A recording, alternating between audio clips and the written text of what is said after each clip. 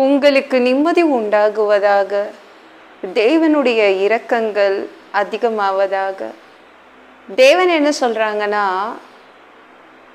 நீ நன்றாய் இருப்பாய், உன் நாட்களும் நீடித்திருக்கும். நான் எப்படி இருப்பேன் அப்படின்னு கவலைப்படுறீங்களா? ஒரு ஒரு நல்ல ஆசீர்வாதத்தை தேவன் உங்களுக்காக வச்சு காத்துட்ருக்காரு, நீங்கள் நல்லா இருப்பீங்க அப்படின்னு. இப்போ தான் நினச்சேன், யாருக்காவது ஃபோன் பண்ணி பேசலாமா, ஏதாவது ஒரு தீர்க்கதரிசியை போய் பார்க்கலாமான்னு நினச்சேன். இனிமேல் என் வாழ்க்கை எப்படி இருக்க போகுது அப்படின்னு நீங்கள் கலங்கி நிற்கிறீங்களே, தேவன் சொல்கிறாங்க நீங்கள் நன்றாக இருப்பீங்க. யார்கிட்டையும் போக வேண்டாம், இயேசுவே சொல்லிட்டாரு நீங்கள் நன்றாக இருப்பீங்க. உங்களுடைய நாட்கள் நீடித்திருக்கும். நீடித்த ஆயுசை தேவன் கொடுப்பாரு. அது மட்டும் இல்லை, நீங்கள் நன்றாக இருப்பீங்க. பரலோகத்தின் தேவனே சொல்லிட்டாரு.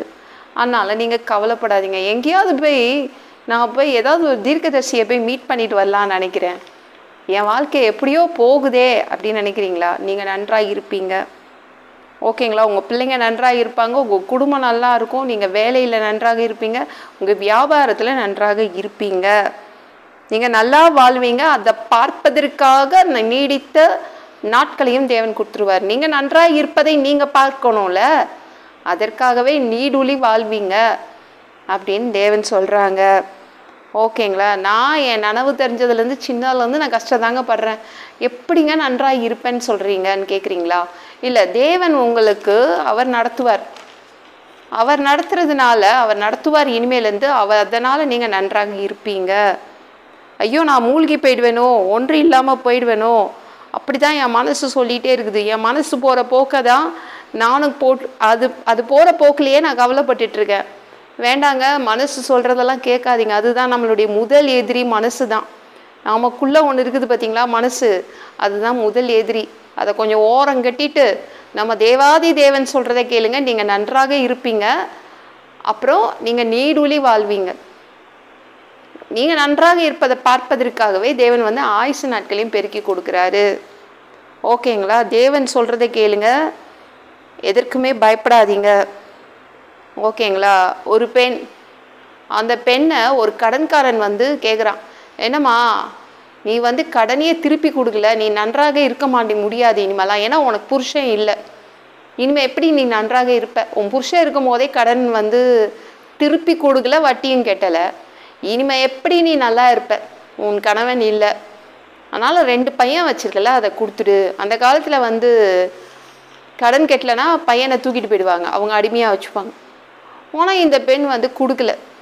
நீங்கள் நாளைக்கு வாங்க, நான் பணத்தை கெட்டுறேன்னு அனுப்பிட்டேன். இவன் நேராக தீர்க்கதரிசிக்கிட்ட போகிறா. எலிசா தீர்க்கதரிசி பணம் கொடுப்பாருன்னு நினச்சிட்டு அங்கே போகிறா. அவர் என்ன கேட்டாருன்னா, உங்கள் வீட்டில் என்ன இருக்குது?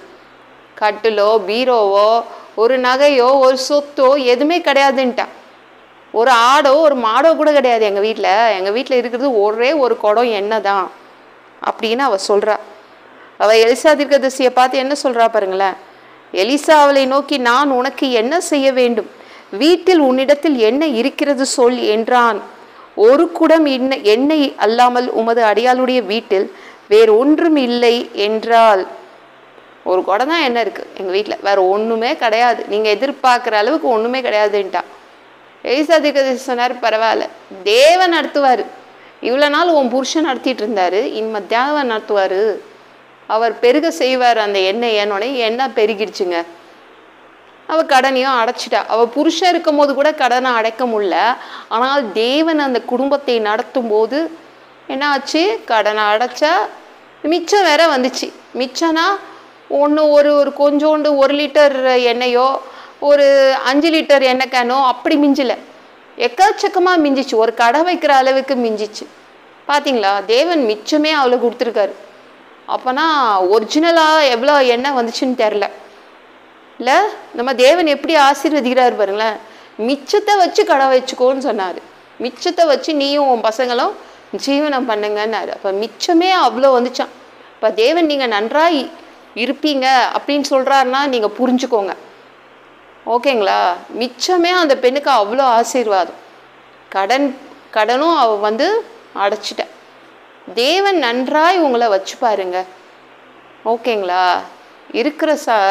இருக்கிற உங்களுடைய நிம்மதியை கெடுத்துக்காதீங்க. உங்கள் மனசு சொல்கிறத கேட்காதீங்க, தேவன் சொல்கிறத கேளுங்க, நீங்கள் நன்றாக இருப்பீங்க, உங்களுடைய நாட்கள் நீடித்திருக்கும். ஏன்னா நீங்கள் நல்லா இருக்கிறத பார்ப்பதற்காக உங்களுக்கு நீடித்த ஆயுச தேவன் கொடுக்குறாருங்க.